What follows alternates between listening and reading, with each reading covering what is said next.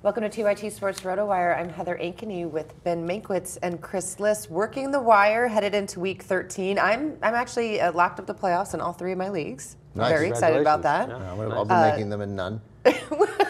What, Ben? No playoffs. None? No. Are you still 0-0? I'm in the TYT league, which is the no money league.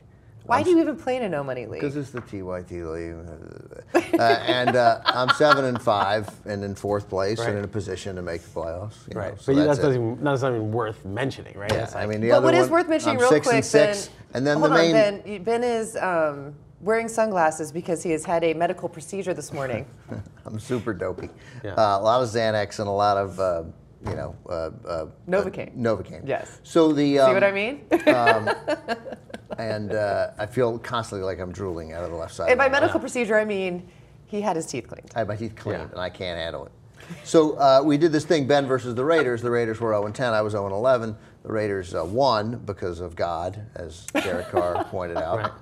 I forgot about that interview. That was great. Derek Carr, I pointed out now on 2 different shows. I think what happened was because obviously God hated the Raiders before. That's why they were 0-10. Right. I think God, like many Americans, forgot there was a Thursday night game.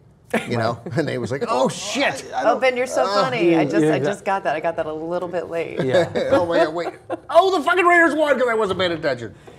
So I am now 0-12. And the funny thing was, I was playing Michael, who was 3-8, and he was how they give the predictive score on the websites, at least on CBS. The predictive score was that he would beat me by 38 points. So we bet $20. And I was plus 38. Right. And I was down, I think, 12 going into Sunday Night Football, and he had Odell Beckham Jr. Oh, no. And he beat me by covered. 39 points. He 39 points. So I'm 0-12. I'm really looking at 0-14. It's entirely possible. Wow. My big move this week was cutting Kyle Orton and signing Brian Hoyer. Oh, that's a good I move. did that too. It's a great move. I didn't cut Kyle. All right, who's on the waiver wire this week? All right, let's talk about the waiver Yeah. wire. All right, let's get rid of How this. about running backs? LaGarrette Blount, why not? He's the new guy. He had some monster games for the Patriots down the stretch and in the playoffs. Jonas Gray, who's that? You know, I mean, don't oversleep. Is that Set legit? your alarm. Is that legit? I that don't Jonas know. Gray? Nobody knows. Yeah. Nobody on the planet knows, but you pick him up if you need a running back. Would that be your first waiver order? Not necessarily. Okay. I actually like Dan Herron a little bit better because he caught 5 balls and he started, and Trent Richardson didn't get the short touchdown, but I think Herron is the Ahmad Bradshaw role, which is slightly better than the Richardson role. And like everybody Richardson's ever been in tandem with, he was outperformed by Herron. And so that's a good one. The guy actually I would probably take first, though, is Latavious Murray, assuming the concussion abates.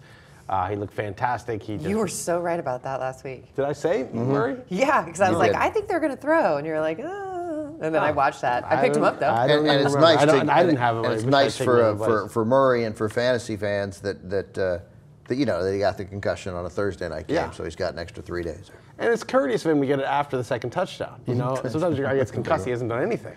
Your tweet was hilariously wrong in every Chris Liss way. Which one? Like, I get the career and NFL safety measures, but seriously, pulling him when he's about to have a career game, maybe you should leave him in. It's the Raiders. Let him get his game. I mean, the chances that he has another good game are so slim.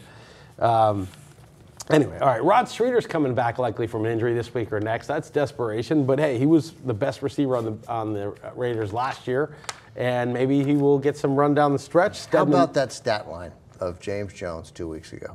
What did he have? 8 catches, 20 yards. Right. Hey, PPR. That's what PPR's for, unbelievable. 8 catches, God was 20 yards. mad at James Jones that day. Impossible. Yeah. And this week he exploded at 5 for 47. It was really. But he had a touchdown. But he won the that game-winning changes touchdown. everything. Let me just say something about God and the Raiders.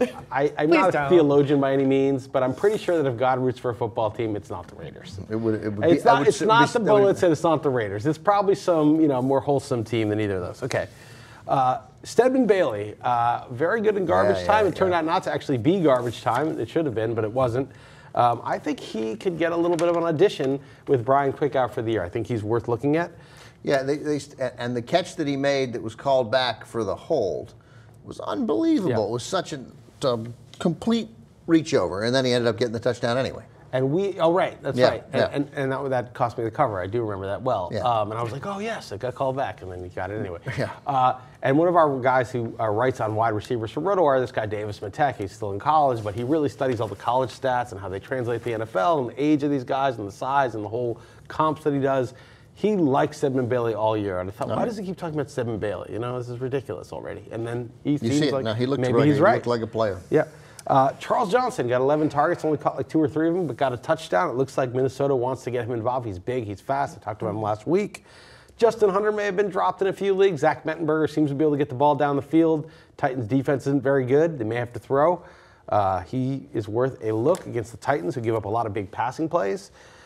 Sean Green of Bishop Sankey, who has a stinger, is out. He could be worth a look. I know it's extremely ugly. Sean Green. I mean, deep and ugly. To quote Matthew Berry, that would be like a fantasy zombie right there. That would be a fantasy zombie, but not even, because I'm not sure he was ever alive to begin with. Sean Green has never been. He was alive in the Jets. Sean Green has never been on a fantasy playoff team ever. Right. Yeah.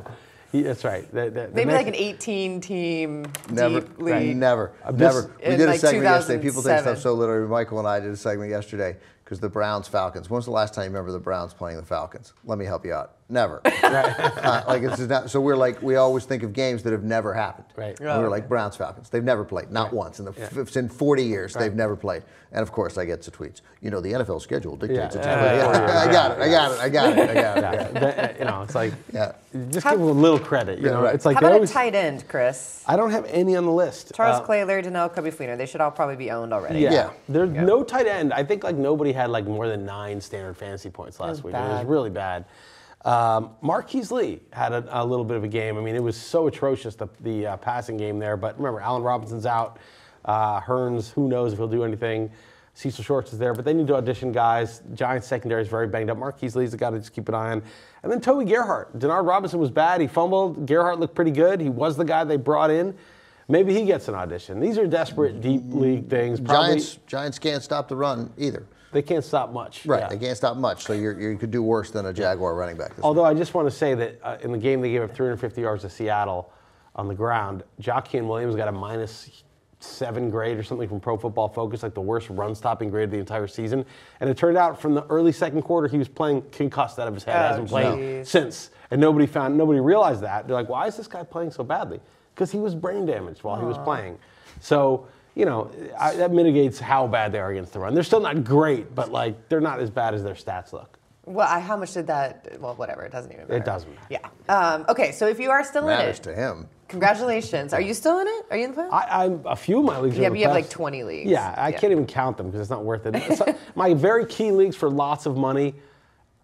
One of them I just totally am out, and then another one, it's such a long shot. I'm pretty much out, and the third one, I have a.